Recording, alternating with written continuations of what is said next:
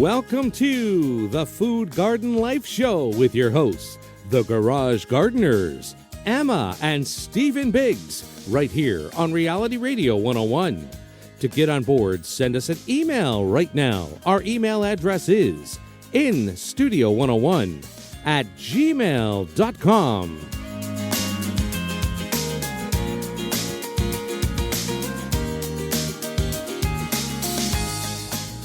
You're listening to the Food Garden Life Show, where your hosts, the Garage Gardeners, Emma and Stephen Biggs, talk about pushing garden boundaries. We talk to creative gardeners and garden experts who break the rules and make new ones. Our host, Emma Biggs, is a popular speaker, and she's only 14. Emma is the author of Gardening with Emma. Stephen Biggs is the author of the Canadian bestseller No Guff Vegetable Gardening, the award-winning Grow Figs Where You Think You Can't, and most recently, Grow Lemons Where You Think You Can't. And now, here are your hosts, the daughter and father duo, Emma Biggs and Stephen Biggs. Hey everyone, I'm Emma Biggs, and thanks so much for hanging out with us today on the Food Garden Life Show. I'm a 14-year-old garden writer and speaker, and I love growing tomatoes. I'm an extreme gardener, and I wish that the garden season would never end. Hey everyone, I'm Stephen Biggs. Emma and I think gardening is a great way to hang out together, and we're glad you're hanging out with us here today. Our show is all about pushing the boundaries of food gardening. If you've tuned in before, you might have noticed the change in the show name. Today, we're celebrating 2 years of hosting this show. And why are we changing the name? Well, as we look back at all the amazing guests that we've talked to and had on the show, we realize that we're into all the people who grow food and edible plants, and that's so much fun for us. And so to celebrate that focus, we're now calling the show the Food Garden Life Show. Now, we have some pretty amazing guests lined up for you today, and we were inspired by both of them when we met them at the Mother Earth News Fair in Texas last month. Our first guest is garden and wellness expert Shawna Coronado, who joins us from Arizona. And in the second part of the show, we're going to chat about natural beauty projects with expert Janice Cox, who has us really excited about growing our own loofahs. And you can actually eat them too.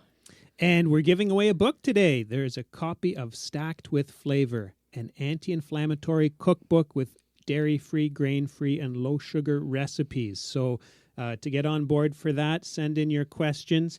And in Emma's Tomato Talk segment today, she chats with Hannah Jacobs from Matchbox Garden and Seed Company about some of her favorite tomatoes. And in Dad's Bigs on Figs segment today, you're going to hear us chat with Will from South Central Pennsylvania about his innovative use of heat columns for overwintering fig trees. Now, to connect with us, you'll find me at stephenbiggs.ca, and you'll find Emma at emmabiggs.ca. You can get my newsletter at stephenbiggs.ca, and I recently had a note from Lou who said, "Your newsletter is always a pleasure to receive. I especially liked Emma's section on tomatoes and seeds." Now on Instagram, you can find us hanging out as the Garage Gardeners, and you can find me, if you're tomato crazy, hanging out as @EmmaBiggs_grows. By the way, Emma just revamped her website and would love visitors and comments at emmabiggs.ca, and she does have seeds on there this year too, tomato seeds. Now our first guest today is Shawna Coronado, who we recently met in Texas. The stage where she was presenting was at the end of the big hockey arena that we were in, and not only was there seating on the main floor, but on the levels leading up to the roof as well, and she had both levels packed and engaged as she wove together gardening and healthy eating. Shawna's a garden expert and author of many books, and most recently she wrote Stacked with Flavor, an anti-inflammatory cookbook with dairy-free, grain-free, and low-sugar recipes. Find Shawna online at Shawna Coronado, ShawnaCoronado.com. And on Facebook and Instagram, she hangs out as Shawna Coronado. Shawna, welcome to the show. Thanks for having me and for pushing my stadium experience. Wow. It really was amazing. There were so many people there, and you had them so engaged. Well, that's what it's all about, is getting people inspired to make a difference. And in fact, I have, as you know, I have severe osteoarthritis of the spine. And my entire, I want to say business, the writing, all that I do is focused on both growing and inspiring people so that they can reduce their chronic pain. It breaks my heart to see so many people suffer, and I really want to get them to feel better. And you do that by having a good diet, by being outdoors in green space, and gardening is the perfect way to do that. Okay. Well, now, you told us, and you told that group at the stadium, a lovely garden story about your front yard garden that you used to have. Why don't we start out there today? Sure. Front lawn vegetable gardens. Let me tell you something. The first thing you need to do when you're considering expanding your front lawn veggie garden is, or front lawn garden in any way, is you need to talk to your local city. Okay. The first thing I did is I went to my next door neighbors and I asked their permission. I'm like, do you mind if I change this entire space into a big old garden? And of course, my neighbors loved it because I give away free zucchini. You know? So they're all like, yeah, go ahead. We don't care. And what I did then was I transformed the garden into something beautiful. And that was also key. So if you have a sloppy, messy garden that's not well taken care of, your neighbors are not going to appreciate that. You know, so really the garden that I grew was built specifically to collect food for my local food pantries. So I collected about 510 pounds every year of food from my garden. And so I used it both for beauty reasons, for my own therapeutic reasons, and then finally to connect food to my local community where it was really needed. Okay. And your neighbors whom you asked then, it sounds like they were totally on board. Did you have any neighbors who weren't sure about the whole food gardening thing? You know, I truly believe in building good relationships with your neighbors. So from the very beginning of when we moved into that community in Illinois, that's where we lived, I had met the neighbors. I knew the neighbors. We had, like monthly, quarterly parties out in the center of our little circle.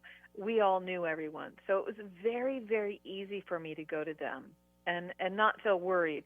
And if somebody had said no, I don't want the garden, I think that's wrong, I would have stopped what I was doing. I would have respected their wishes.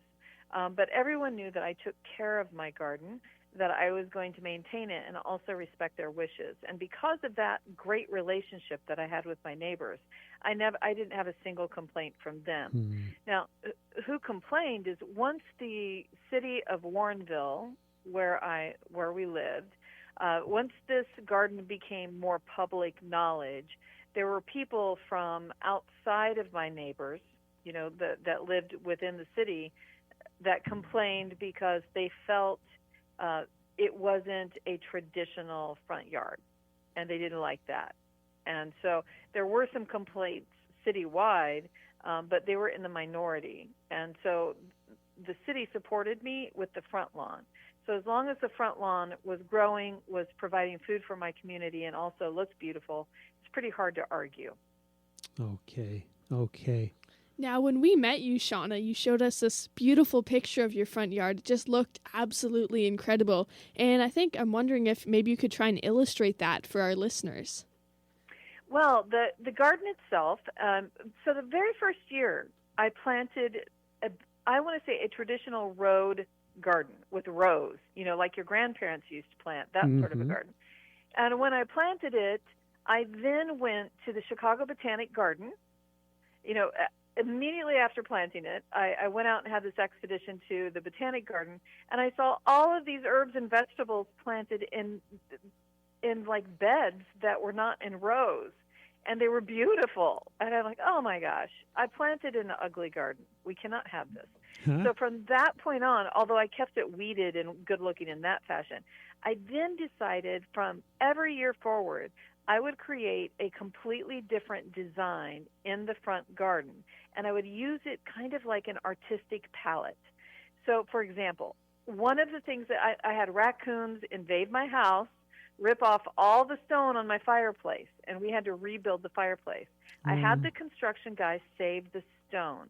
I laid the stone out in the front garden much like a sunrise, like with a curved angle to, it wasn't a harsh angle, it was a curve, a slow curve, and it became kind of a seating area out there. Well, when I was standing there one morning, I realized that if I put rows that came out from that curve, it would look like a sunrise in my garden. It would be art. Wow. And that was the first year that I really translated that front lawn veggie garden into something that was creatively beautiful, that was different than a traditional road garden, and really made a lot of sense because the garden itself was no-till.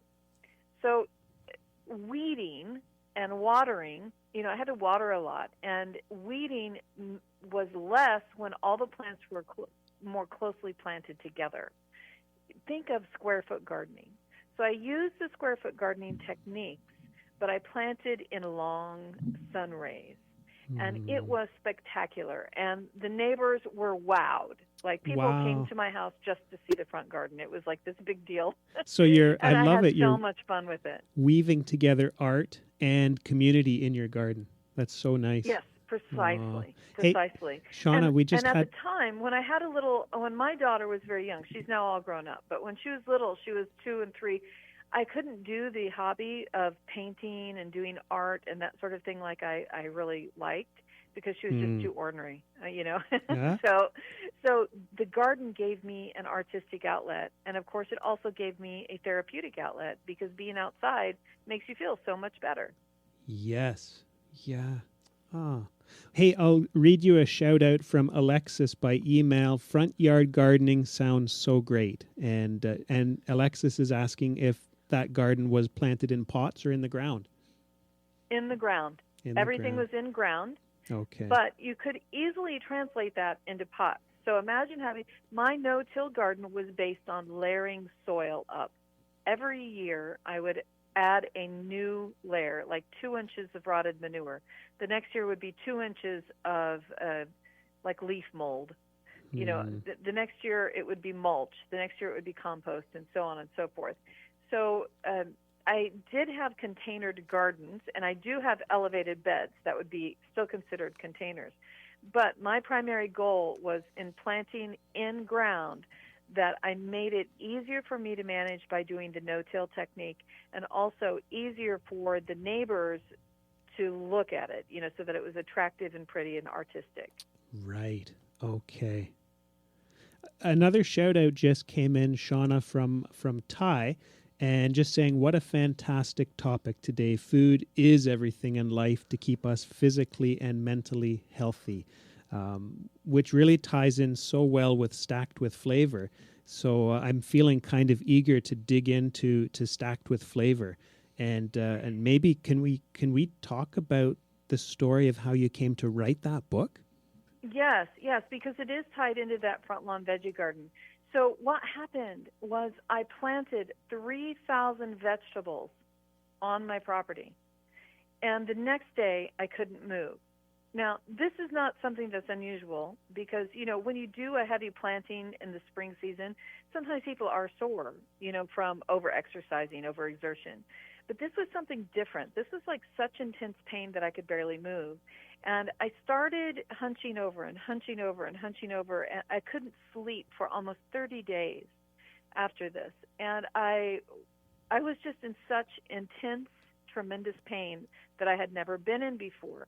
And what it gave me was an education, because people in North America are consuming all of this horrible food that's inflammatory. They have inflammatory conditions like diabetes and heart disease and arthritis, and they are all in pain. So many people are in pain. And it's very isolating. It makes you feel lonely and sad, because you can't go out and just complain to everybody 24 hours a day about your pain. So you feel like there's no solution. So I went to a doctor. The doctor was a specialist in osteoarthritis, diagnosed me, and then said, the only cure we really have is something called pain therapy. Well, pain therapy is not a cure. It's opioids. I refused opioids, and instead I found an amazing nutritionist who's an integrative functional nutritionist I highly recommend that everyone search for that term, integrative functional nutrition. It's when somebody looks at your total lifestyle and all the medical problems that you have and then treat you with the proper diet. And so we started in on an anti-inflammatory diet. Within a week, within 4 days actually, I had about 40% less pain. Within a month, my high blood pressure that I'd been taking meds for 15 years disappeared. And within like 6 months, I was not only sleeping through the night and living really well, but I really had about 80% less pain.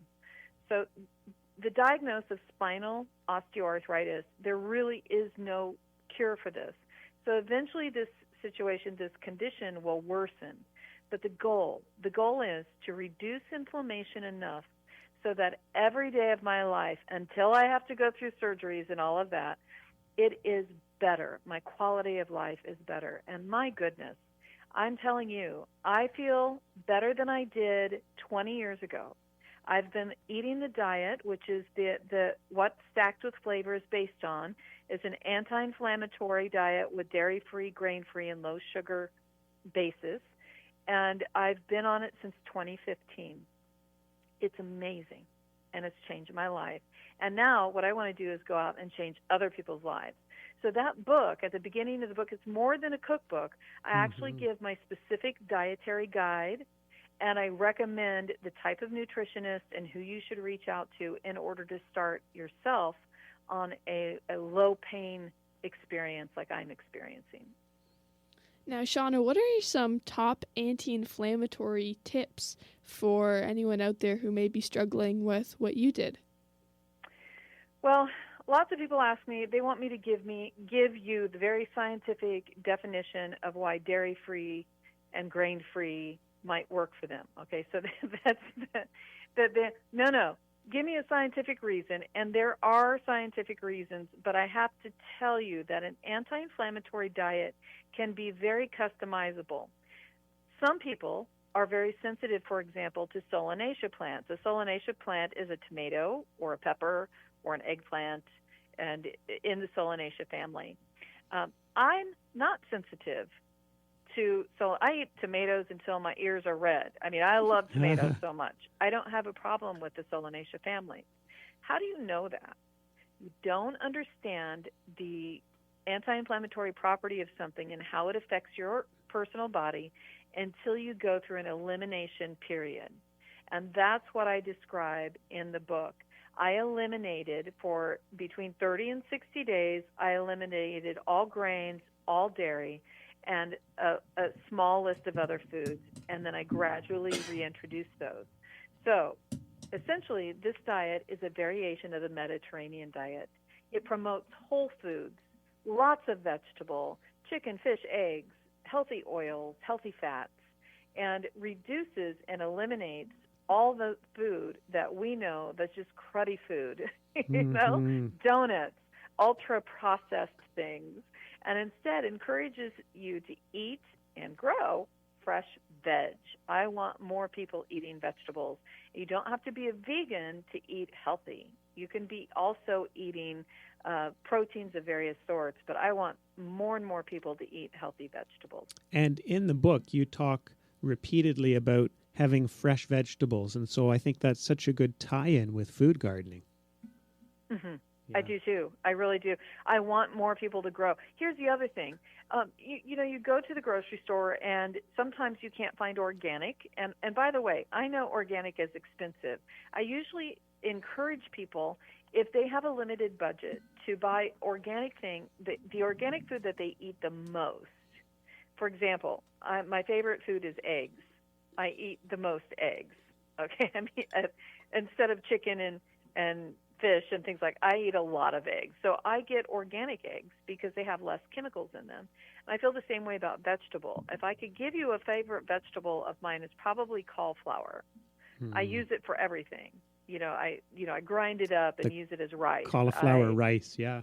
Yeah, so good. I slice it into steaks.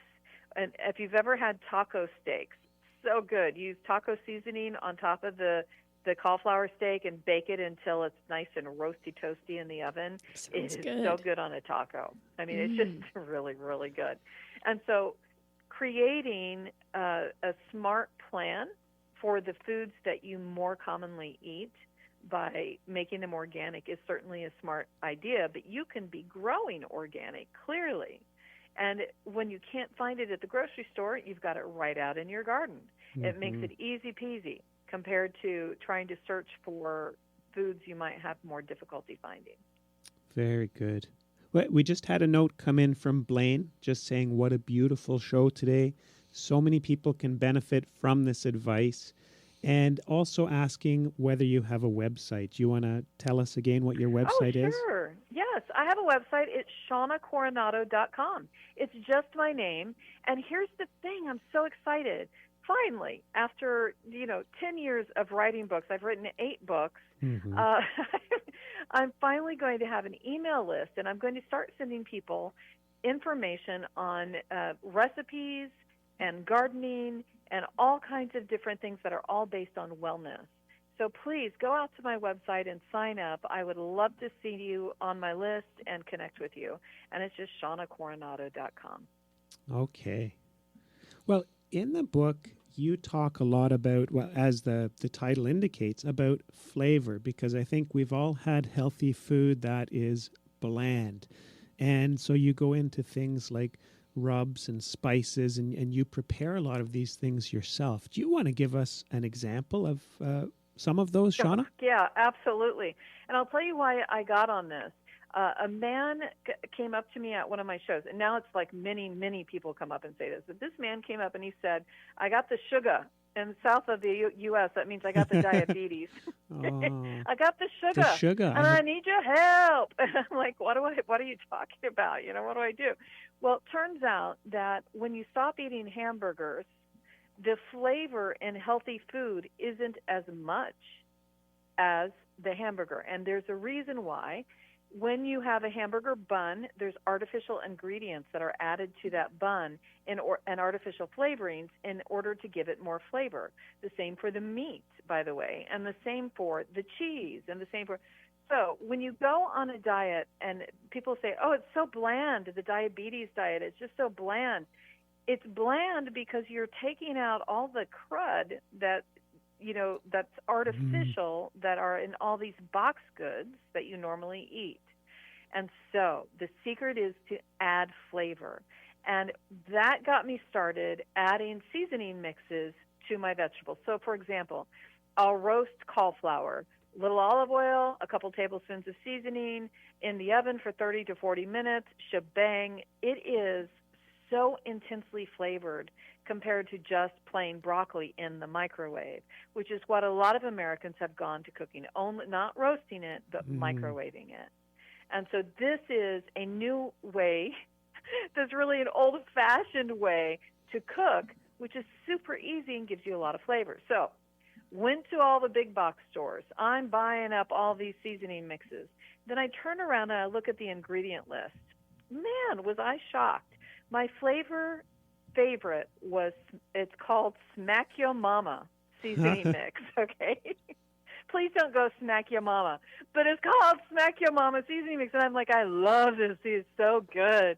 And then I was so disappointed and shocked to see all the artificial ingredients in it. Yeah. And it happened over and over and over. So I went to my nutritionist and I said, what do I do? She was like, you're going to have to make your own seasoning mixes if this is a concern. So I'm like, okay, I don't want as many chemicals, so I'm going to start making my own seasoning mixes. Here's the big surprise, the big wow, was that the seasoning mixes that I made homemade at home from organic seasoning, like herbs and basil and oregano and whatever, tasted so much better than all those pre-packaged chemical-filled seasoning mixes. So the book, the whole first of the book, is the diet. The next category of recipes and all of that sort of thing starts with seasoning mixes. My favorite in the book is a ranch seasoning mix.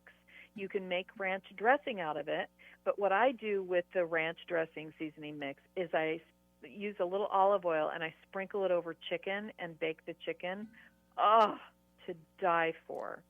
So making your own seasoning mixes sounds very complex. It takes me less than 5 minutes to put it together, and it tastes absolutely delicious. And this is so powerful because often when we're trying to eat healthy food that's maybe not prepared in a flavorful way, it's hard to stick with it. And so I love that advice. Email just came in, Shawna, from Cameron, and who's really enjoying today's topic. Food says it all. Organic is best.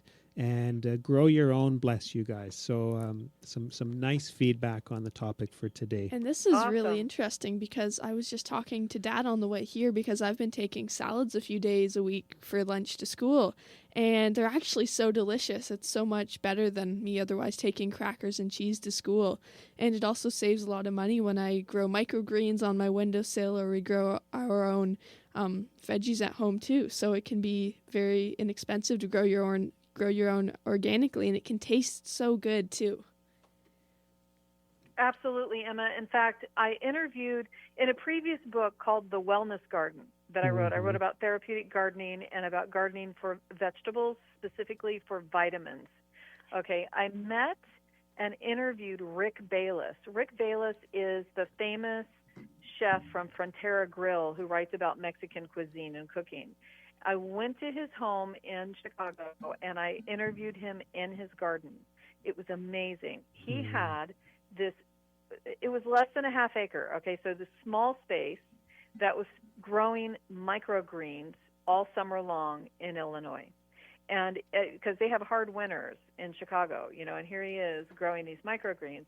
I'm like, my goodness, there's so many of them, what's the benefit? Why are you growing microgreens for your restaurants?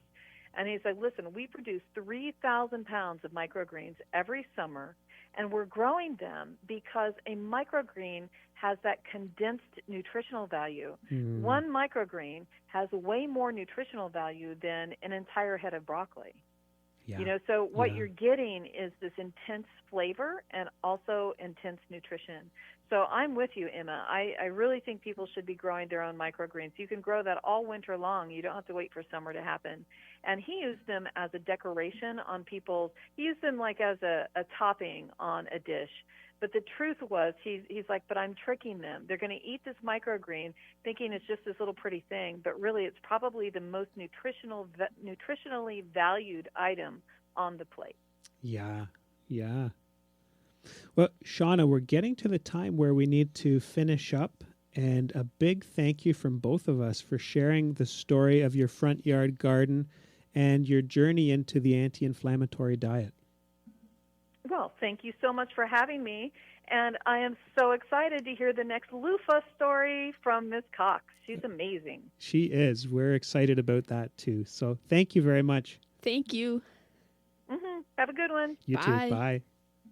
That was Shawna Coronado, author of Stacked with Flavor, an anti-inflammatory cookbook with dairy-free, gluten-free, and low-sugar recipes. Find Shawna online at shawnacoronado.com and on Facebook and Instagram at Shawna Coronado. And as we mentioned, we met Shawna when we were recently in Texas to speak at the Mother Earth News Fair, and we love Texas. We're heading to the Mother Earth News Fair in Nashville in May, so if you're in that area and you're planning to go to Mother Earth News, please stop in and say hi. Now, I had a really nice note from Michelle in Texas who came to my talk on cool crops, and she said that they followed my advice when they left and picked up a ground cherry seed packet and also some peppers and tomatoes. And so they said, thanks for inspiring us to try something new. And I think that's my goal, is to get more people excited about gardening because it can be so fun, so easy, and so delicious. Mm-hmm. And talking of inspiring, Emma's latest blog post for Harrowsmith magazine, she has the Generation XYZ blog for Harrowsmith, and her latest one is about the Cherokee tomatoes. Emma, that's the purple? Cherokee purple, Cherokee green, and Cherokee chocolate. Yeah. All so delicious and amazing tomatoes. Harrowsmithmag.com. Now, you can also stay tuned about Dad's new fig book, which will be coming out soon. Sign up for his newsletter at stephenbiggs.ca and be the first to know when it comes out. It's going to be called Growing Figs in Cold Climates, 150 of your questions answered. Now, this is the part of the show where I get to look at my favorite subject, tomatoes, of course, and today you're going to hear a chat that I had with Hannah Jacobs from Matchbox Garden and Seed Company. I know Hannah from attending many seed events here in Southern Ontario, and she always has so many great varieties. You can find her in matchboxgarden.ca and on Facebook and Instagram at matchboxgarden. So thank you so much, Hannah, for coming on the show today. Oh, thanks for having me. It's great. Yeah, well, I'm so excited to talk about tomatoes, and I love getting tomatoes from your seed company, Matchbox Seeds, and I was wondering if you could start off by telling me about some of your favorite varieties. Oh, you know what? I really had to think about this because I do grow a fair amount of tomatoes, and each one has its own thing that it's really good for, or, you know, it grows really well in the garden. So I was thinking about what overall would be great, like what are my favorites. So I think my very favorite one is, it's called Bull's Heart, and it also goes by Ox Heart. And I think you hear about it being from different places in Eastern Europe and in Russia. So it's from that region. And yeah, it's my favorite because it's so versatile and it's delicious. Do you want to tell us what it tastes like, what the color is, what size it is, maybe a little bit more about it? Yeah, sure. So it's the plant itself is like a beefsteak size tomato plant, so it can get quite tall, up to 6 feet. And the fruit is this pinky red color. On the large size, it looks like a big heart, and hence the name Bull's Heart. Mm-hmm. So what you often find that you get on the plant is you'll get full-size hearts, and then you'll get what look like half hearts. It's fairly thin-skinned, but it has a beautiful sweet flavor. When I first started growing it, I was told that it was an excellent sauce tomato, and it is. But then I started trying it fresh, and it just has this beautiful flavor profile. You want to eat it fresh. You want to have it on a sandwich. It's so good with a little bit of salt on it. It's really meaty. It has really small seed cavities, so you're getting a lot of tomato. I really like meaty tomatoes. I do too. Yeah, and it doesn't do, you know how sometimes tomatoes will get sort of mealy? Mm-hmm. This one doesn't do that, which is really nice. Yeah, it's like just the right amount of sweet with a little bit of zing to it. Sounds like one of those perfect tomatoes when you think you can't get any better. Yeah, it's really good. Now, what is the most funky looking or tasting tomato that you've grown? Maybe something that really surprised you when you grew it? The Rumi Banjan. I'm probably butchering the name, but I fell in love with that tomato. It's really beautiful. It's weird looking. Mm-hmm. It's really bumpy, and it's not one color ever. It's a combination of yellow and pink and orange. And it's not very big. Like at the most, it's 3 inches across. And then at its smallest, it's like maybe an 1.5 inches across. It's got loads and loads of seeds in it, which makes it a really sort of watery tomato. But the flavor is incredible. Yeah. I love that tomato when I grew it because it's almost like jewelry in the garden. Mm-hmm. I grew it last year for the first time, and it looks so incredible. Definitely one of my new favorites, I think. Yeah, it's a really nice one. Now, in terms of Matchbox, what is one of the most popular varieties that you find people are interested in and people want to get? Well, it changes from year to year, kind of. Like there are some varieties that I do that I know every year they're pretty standard. I do a big red beefsteak Mrs. Bott's, and that is pretty consistent every year because it's a beefsteak and it's red, so it fits a lot of the categories that people are looking for when they're looking for tomatoes. But definitely the last couple of years, pink bumblebee has been incredibly popular. That's a good one. Yeah, I mean, it's a little tomato, but it's a big cherry tomato, right? Like, yeah, it's a 2-bite cherry tomato. and it has the flavor of a big tomato too. Yeah, it's that's on my list of favorites too, and yeah, it's clearly lots of other people love it as well. And back to Matchbox, is there any tomato that's newer in the past few years that people should look out for?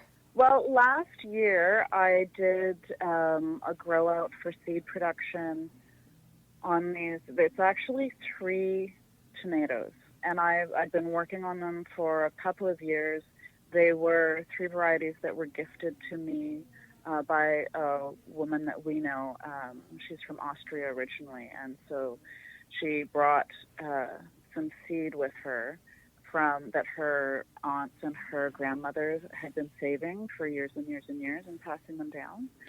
So I started growing those out, and I started growing them out because of the history. I don't know what their real names are. We've named them after the women that gifted them to her. Those are them, and there's one in particular out of the 3 of them, and we've called it Cousin Martina because that was the woman who was saving them. And it's the densest paste tomato that I've ever seen. It's a red paste tomato, but it's a smaller plant, and it produces so much fruit. Like, I would go out and check on the plants, and one cluster would have like 20 fruit on it. Wow.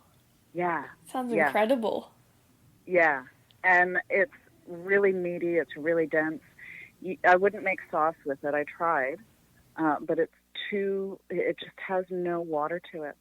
So it makes this incredible paste. Really good for sun drying. So that one, I think that's the one that I'm really impressed with.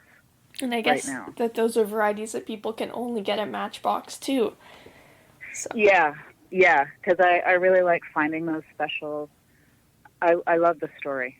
Yeah. I love the history, and I love being part of continuing that or bringing it here, being part of that. Yeah, and sharing it with so many other people too. Yeah.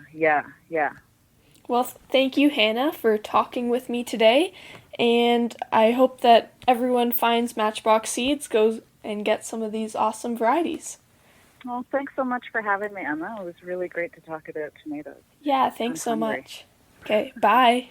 Bye. That was my chat. That was my chat with Hannah Jacobs from Matchbox Garden and Seed Company. You can find Hannah and lots of cool seeds at matchboxgarden.ca and on Facebook and Instagram at Matchbox Garden. Well, our next guest today is Janice Cox, who joins us from Oregon. When we posted on Instagram that we would be going to Texas, Janice gave us a big shout out because she was going to be there to speak too. Isn't that the great thing about gardening? It's a great way to connect with people from all over the place. Janice is a health and beauty writer who focuses on DIY beauty projects. Janice says that her garden is her health spa. Janice's latest book is Beautiful Luffa, a guide and workbook for growing, using, and enjoying sponge gourds. I'm looking at Janice's great book, and I've been planning on growing loofahs in my garden this year. Her website is naturalbeautyathome.com, and you can find her on Instagram at naturalhomebeauty. And if you're wondering whether you can eat loofah, yes, you can. Now, find Janice online at naturalbeautyathome.com. Janice, welcome to the show. Hi. Hi. I'm so excited to talk to you guys. So excited to talk about loofahs. Yeah, we're so glad you can join us. Oh, that's good. Yep. That's the magic of technology, right? We can be across the country and still talk about gardening. Yeah, and we met through Instagram, so. Yeah. Well, and my Instagram, and I think it's at Home Beauty. At Home Beauty on Instagram. Okay, good stuff. Yeah. Very good. Hey, well, let's start. Can you tell us how you got into growing loofah? Well, I love gardening. I'm a gardener, but first I'm a health and beauty writer. So I had been using loofah and talking about loofah from a healthy skin standpoint, using it to cleanse our bodies. And I was on a vacation in Mexico, and I saw these gorgeous loofahs. They were almost like 2 feet long at the farmer's market. And it really made me think, you know, and they were different than the ones I had been buying at the drugstore. The ones at the drugstore are kind of hard and scratchy, and these were just like soft and beautiful. And I just got inspired to really look more into growing the plant. I had grown other herbs and useful plants, you know, like lavender or calendula or even hops, but I had never really thought about loofah until I had seen them out of the country. Mm-hmm. And so now I'm a little bit loofah obsessed because I wrote a whole book all about loofah. I think in the book you talk about bringing some of those loofah back from Mexico, and you had them sticking out of your carry-on bag, and some of the other passengers weren't sure what to think. You know, it's really interesting because the book came out of a talk that I gave at the Mother Earth News magazine fairs, mm-hmm. and I did it for about a year, and I would get so many people that would come up to me and want to know, you know, if I had one in my tote, like I was saying before my talk, what it was. People are just really fascinated by it. And I'm surprised, too, how many people don't realize that it's a vegetable that you can grow in your garden. A lot of people think it's like the name says, sponge, that it comes from the sea. But it's super easy to grow, and it's in the cucumber family. So, but yes, you're right. If I walk around with a tote bag and I have my loofah, people always ask about it. Now, speaking of growing loofahs, how would people start growing a loofah plant? Well, you really have to start from seed, because I have not seen, unless you guys unless you know of a nursery, I don't really see the starts out in that you can buy, this young plant. But they're easy to start from seed because it's almost like a sunflower seed. It's a very large, hard seed. So it's easy to start, and you always want to soak them. You'll do a lot better if you soak them for 24 hours. And some people even will take like a nail clipper and give them a little nick or sandpaper just so that they absorb more moisture and germinate a little easier. But the three things when you're looking at where to plant your loofah is you really want to have sun. They love full sun. That's why they do so well in the warm weather places like Mexico or South America. That you want full sun and you want support. They are a climbing, you can grow them on the ground, but they won't look as nice as if you grow them up on a trellis. And you can grow them on pretty much anything, a fence, a ladder, even, you know, a trellis you build yourself. But they like support, and then they also need pollinators.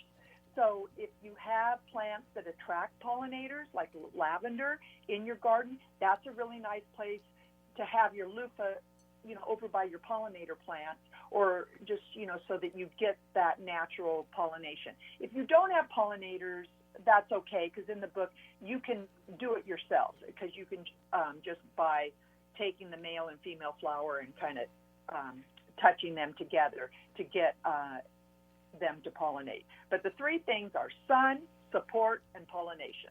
So remember that. Sun, support, and pollination. Okay. Yes.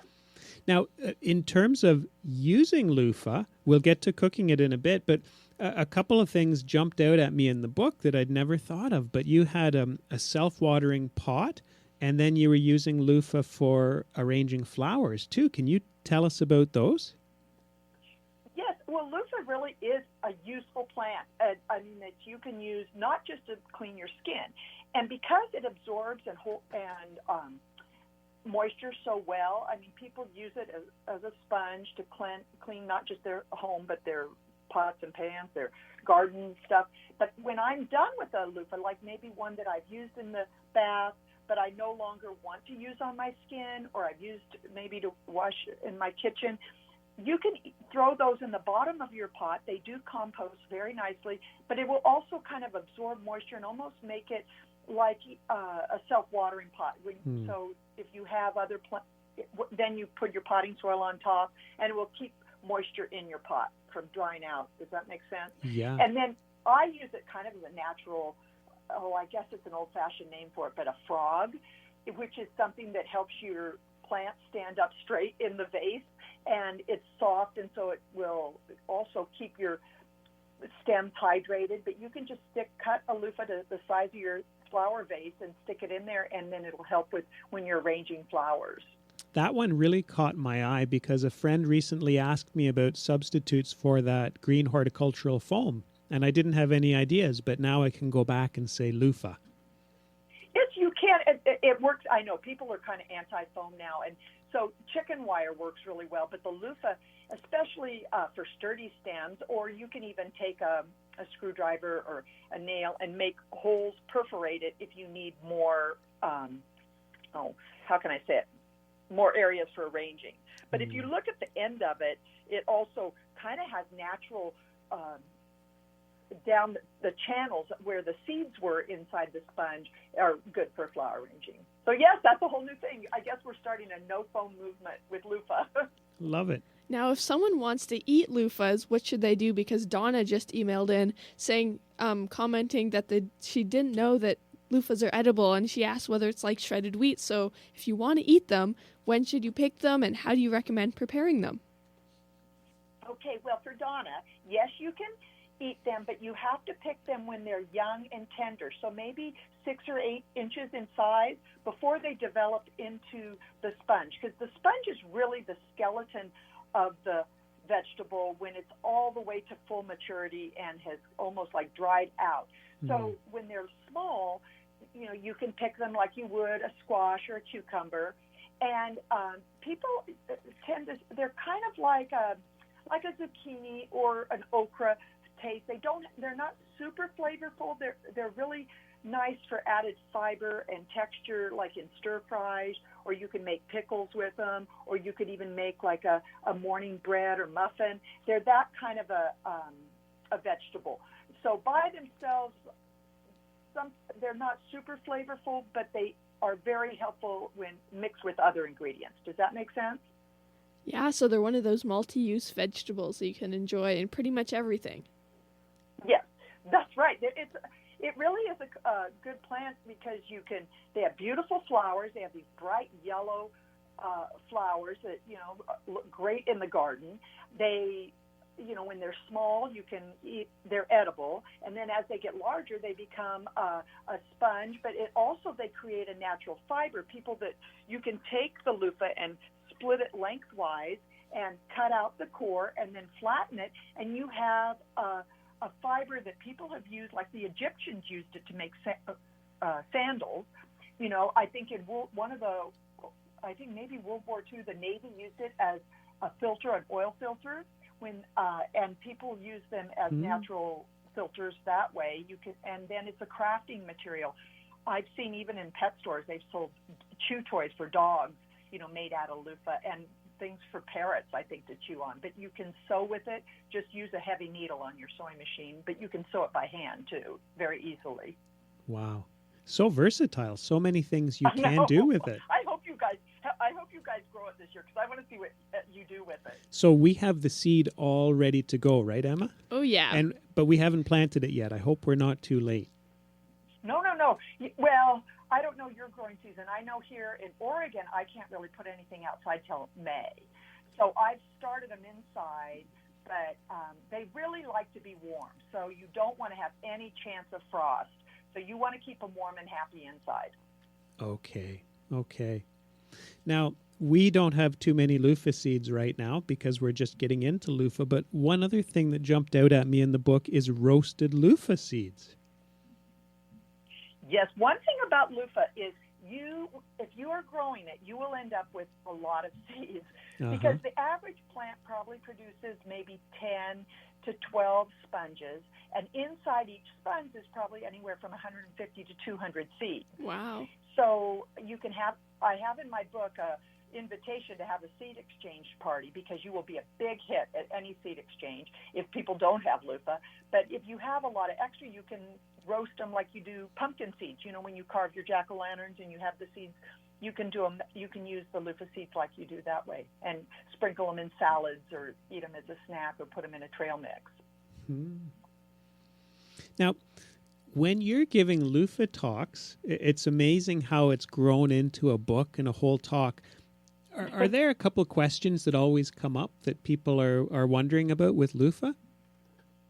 Well, yes, there are probably a lot of questions. The ones that come to mind is some people ask me, like if they plant a loofah near a cucumber, will they cross-pollinate? And no, they won't. They'll stay kind of within themselves.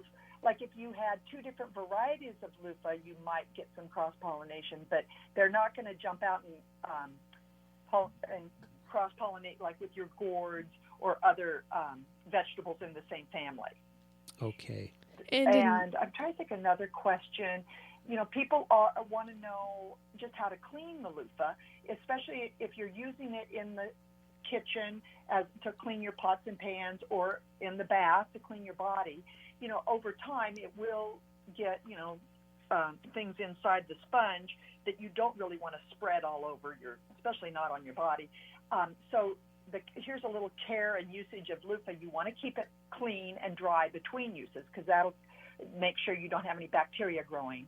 But I would say, depending how often you use your loofah, once a week, I would deep clean it. And that can be as easy as just putting it in the top rack of your dishwasher or boiling it in a pot of water on the stove or throwing it in the washing machine with a load of towels. Just don't put it in the dryer because that will harden the fibers and make them kind of scratchy. Now, in terms of loofah varieties, are there some that you really like or that you recommend?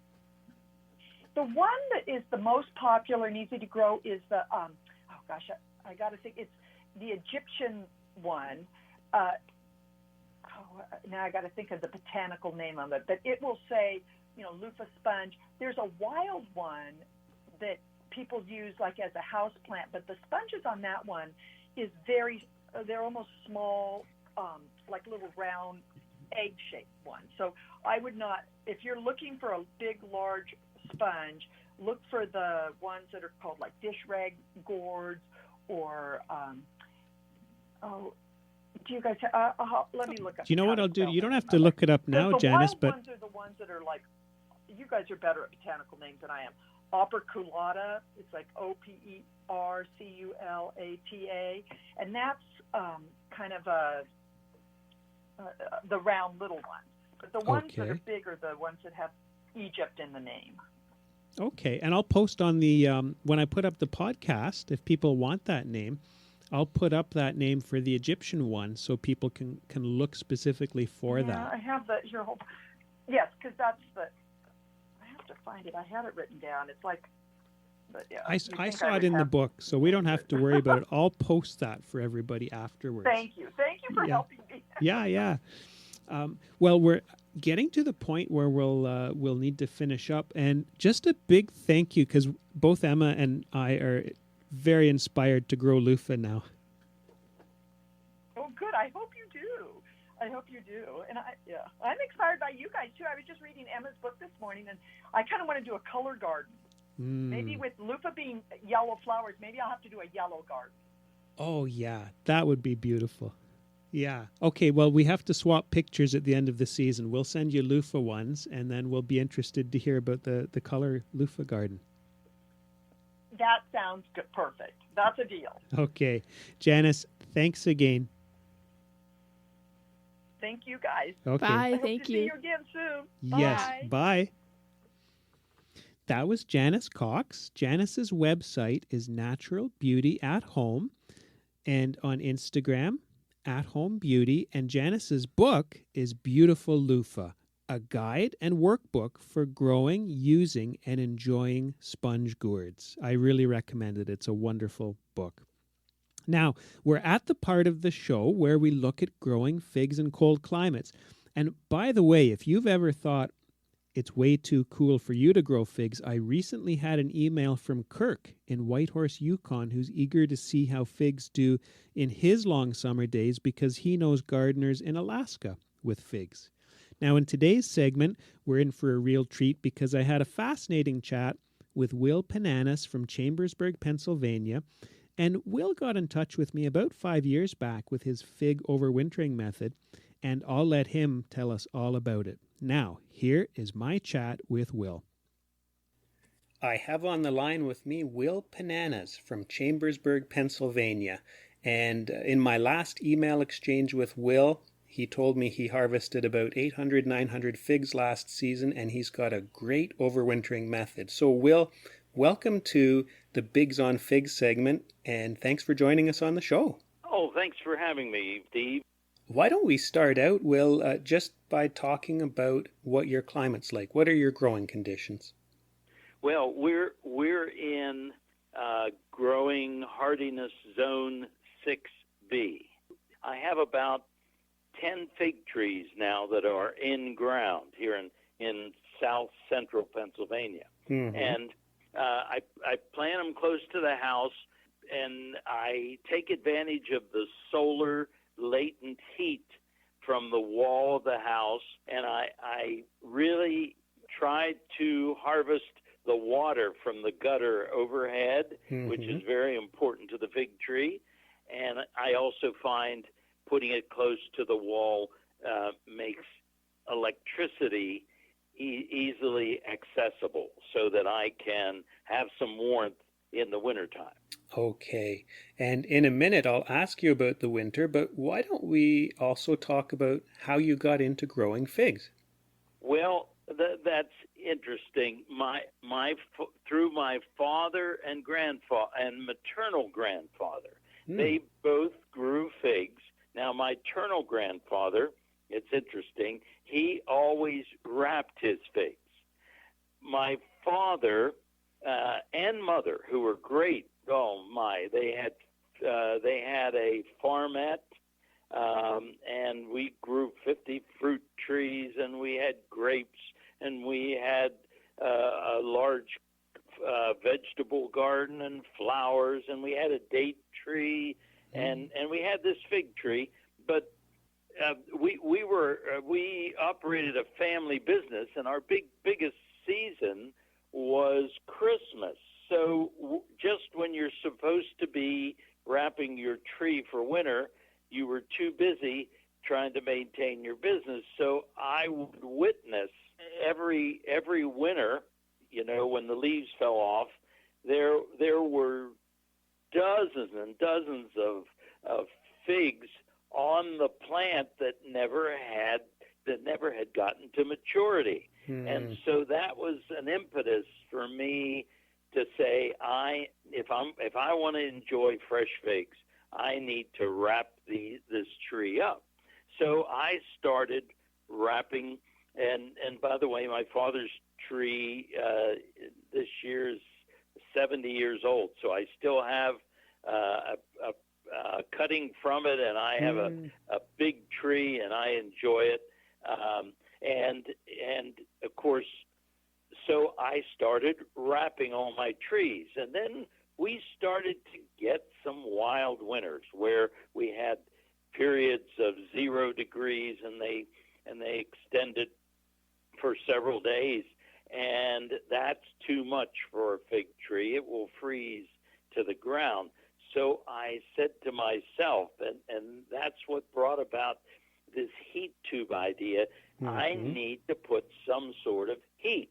And I did experiment with, I went out and got these heaters you put in your gutter to keep them, keep ice from building up in your gutter. Yes. And that didn't work very well. And I started ending up using a light bulb. So the first year, I just used a regular light bulb, and that spring, when I uncovered the tree, I was in shock when I saw a hole burnt into the burlap. In other words, I had trimmed the tree, pruned it, pulled it together, wrapped it in burlap, and put this light bulb underneath. Well, it burned a hole in there, and I'm thinking, wow, I don't want to burn a tree down. So I came up with this idea of a heat tube where it would enclose this light bulb. Now, what wattage am I using? I'm using pretty much at this point 60-watt incandescent. Of course, you can't use LED. Right. Incandescent, 60-watt, and I use rough service, which is a light bulb that the filament inside is supported has an extra support in there so that it's rough surface, because you don't want the light bulb going out in the middle of a freeze.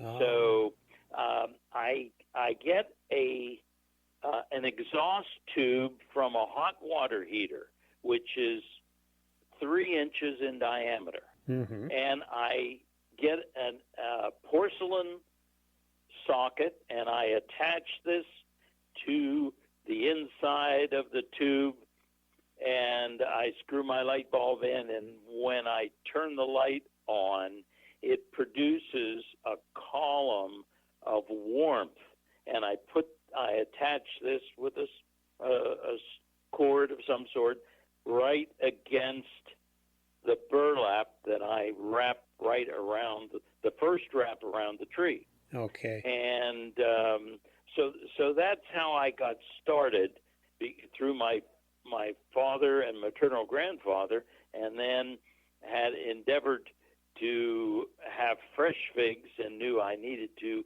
add warmth. And for, for many years now, it has worked handsomely.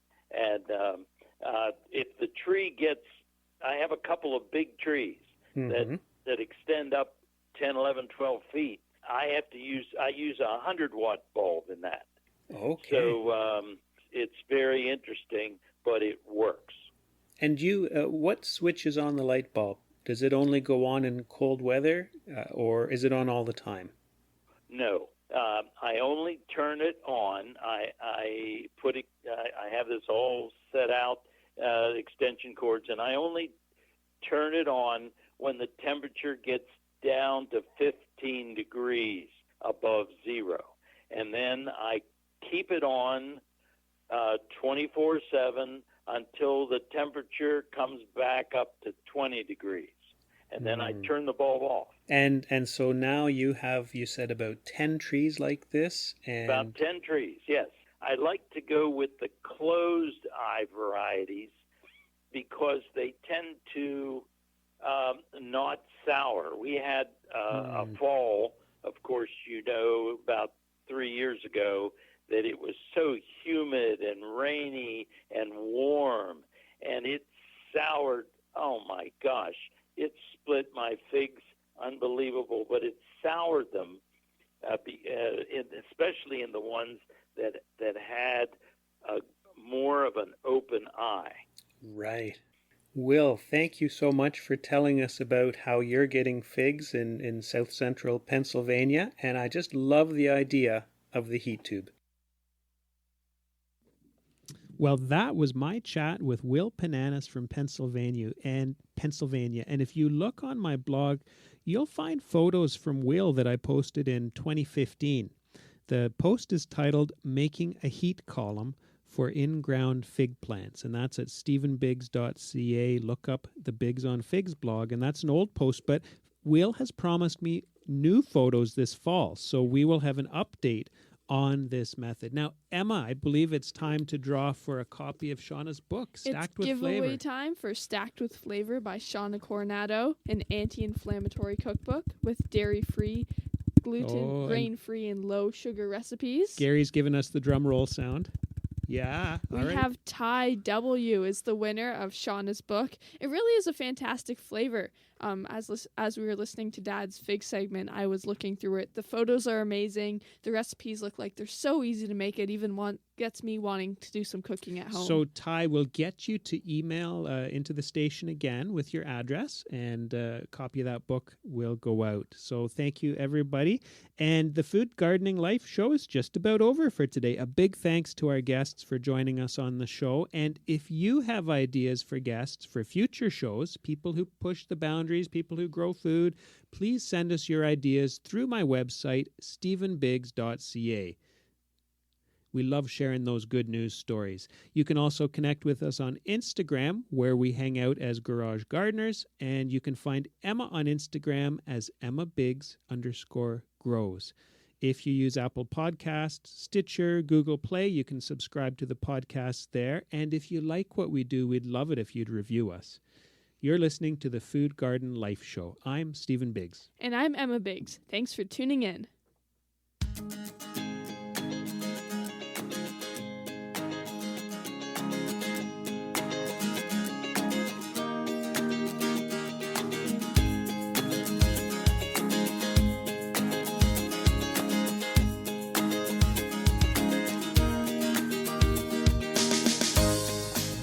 Thank you for listening to the Food Garden Life Show with your hosts, Stephen and Emma Biggs, right here on Reality Radio 101.